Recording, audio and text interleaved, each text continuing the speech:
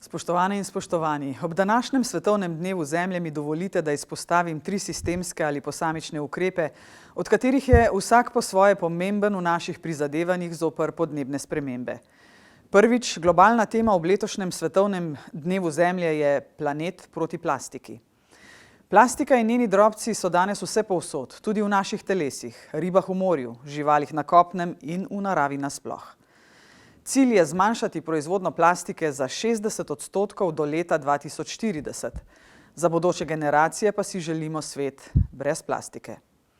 V zadnjih 10 letih smo na svetu proizvedli več plastike kot prej v celotnem 20. stoletju. Uporabljajte steklenice ali kovinske bidone, kajti za izdelavo ene plastenke je potrebno 6-krat več vode, kot je v sami plastenki. Ko plastika razpade na mikroplastiko, strupene kemikalije prodirajo v naše vodne vire, hrano in v zrak, ki ga dihamo.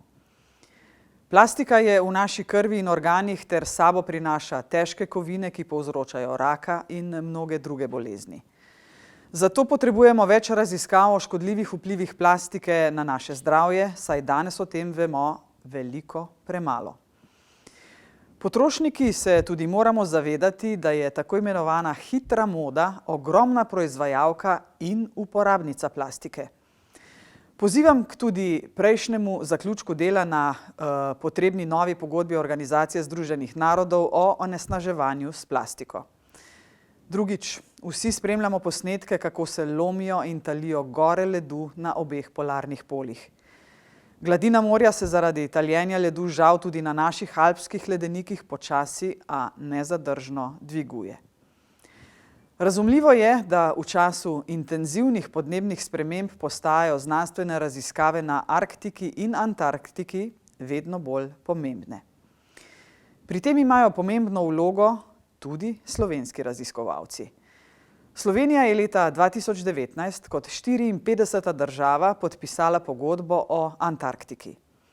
S tem se Slovenija uvršča med globalno, okoljsko in medgeneracijsko najbolj odgovorne države sveta. Temu koraku bi morali slediti strateški načrt sodelovanja slovenskih znanstvenikov pri polarnih raziskavah, zato pa je potrebno, da Slovenija pristopi tudi k ustreznim mednarodnim sporazumom, ki zagotavljajo potrebno pravno podlago in mednarodno logistično podporo. Ob zavedanju pomena polarnih raziskav v sodobnem svetu in njihovega pomena tudi za Slovenijo, pozivam slovensko vlado k odločitvi o nacionalnem centru in k podpisu ustreznih mednarodnih sporazumov, med temi tudi tako imenovanega Madridskega protokola, ki bi slovenskim raziskovalcem omogočil delo na polarnih območjih. In za konec, danes želim podpreti novo slovensko kampanjo Za žive meje. Te iz naših naselij izginjajo prav zdaj, ko bi nam lahko najbolj koristile. So preprost ukrep urejanja javnih ali zasebnih prostorov, ki je hkrati koristen za ohranjanje biotske pestrosti in za krepitev vsestranske podnebne odpornosti vsakega lokalnega okolja in skupnosti. Premalo se zavedamo, da so podnebne spremembe povezane z izginjanjem biotske pestrosti in da je ohranjanje narave temelj podnebne politike. Zato podpiram pobudo podnebnega programa Mreže za prostor in se pridružujem pozivu slovenskim občinam in prebivalcem k ohranjanju obstoječih in urejanju novih živih mej z različnimi ukrepi in rešitvami. Živa meja je preprost ukrep za velike učinke. Čuvajmo naš planet, čuvajmo Slovenijo. Hvala lepa in srečno.